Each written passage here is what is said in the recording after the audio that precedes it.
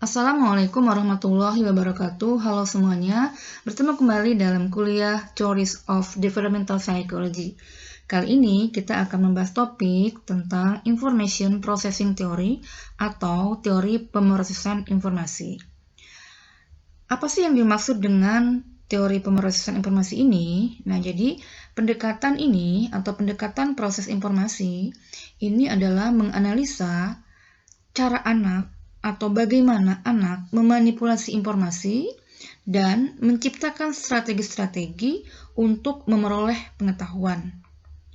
Proses informasi yang efektif meliputi attention atau perhatian, memori, dan proses berpikir.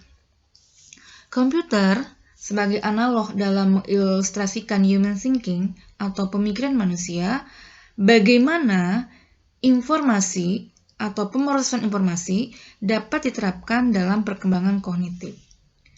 Proses informasi komputer dibatasi oleh kapasitas dari software maupun hardware. Demikian juga proses informasi pada anak dibatasi oleh kapasitas dan kecepatannya serta kemampuannya memanipulasi informasi dengan menerapkan strategi-strategi yang tepat untuk mendapatkan dan menggunakan sebuah pengetahuan. Ada beberapa model dalam topik ini, ya. Salah satunya adalah yang dikemukakan oleh Robert Shigler dengan model tumpang tindih atau gelombang tumpang tindih atau dikenal dengan Shigler's Overlapping Wave Model. Nah, untuk membahas lebih lanjut, terlebih dahulu kalian harus memahami poin-poin pada learning outcome untuk slide berikut.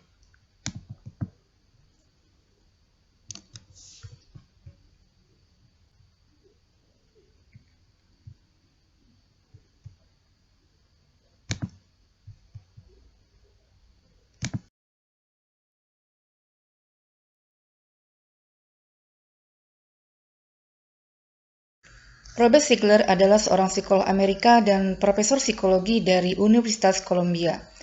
Ia mempunyai spesialisasi dalam perkembangan kognitif anak, khususnya pada problem solving atau pemecahan masalah dan penalaran. Dia mengemukakan sebuah model perkembangan kognitif yang dikenal dengan gelombang tumpang tindih atau overlapping waves model. OWM atau Overlapping Waves Model yang dikenalkan oleh Shigler tahun 1996 adalah sebuah metafora untuk mengilustrasikan pola-pola yang digunakan dalam menyelesaikan tugas-tugas kognitif dengan menggunakan penambahan strategi atau pengurangan strategi yang digunakan dalam memecahkan masalah yang digunakan oleh individu selama masa perkembangannya. Nah, untuk memperjelas ilustrasi dari model tersebut, pada slide berikut akan digambarkan dalam sebuah grafik.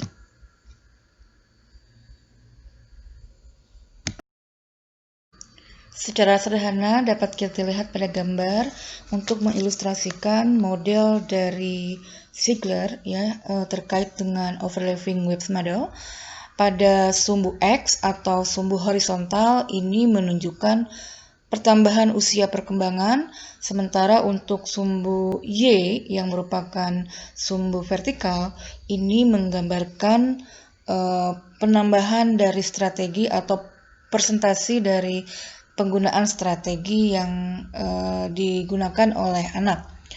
Nah, kita lihat misalnya pada usia ke X1, maka anak menggunakan strategi 1. Nah, dengan bertambahnya usia pada X kedua, maka anak memiliki strategi yang baru yaitu strategi kedua. Dan juga bisa jadi dia masih menggunakan strategi yang pertama.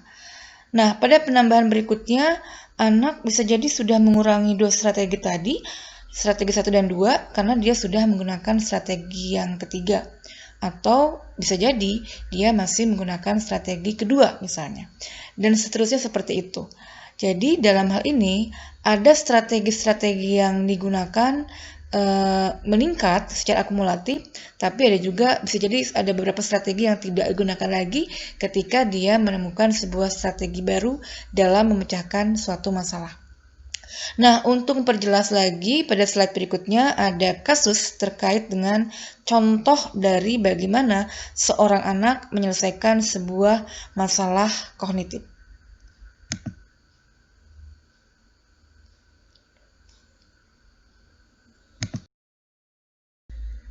Sebagai contoh, misalnya seorang anak ketika diberikan soal matematika sederhana diminta untuk menghitung 3 ditambah 5. Strategi pertama adalah dia akan menggunakan jari-jari tangannya. 5 dengan tangan kanannya dan menambahkan 3 di jari kirinya. Nah, ketika pertambahan usia selanjutnya atau pada perkembangan selanjutnya, dia bisa menggunakan dua strategi, yaitu strategi menghitung dengan jari, menggunakan jari, dan dia juga bisa melihat di buku angka 3 ditambah 5, seperti itu. Nah, pada perkembangan berikutnya, ketika anak sudah mampu membayangkan soal 3 ditambah 5 itu sama dengan 8, dia sudah tidak menggunakan strategi yang pertama, jadi tidak menggunakan jari karena dia sudah bisa membayangkan soalnya di kepala. Nah, di perkembangan berikutnya, ketika anak sudah mampu mentransfer atau membayangkan soal matematika tadi dalam pikirannya, dia akhirnya bisa juga menuliskannya dalam mind map, gitu ya. Nah, itu adalah contoh kasus yang terkait dengan model dari Ziegler.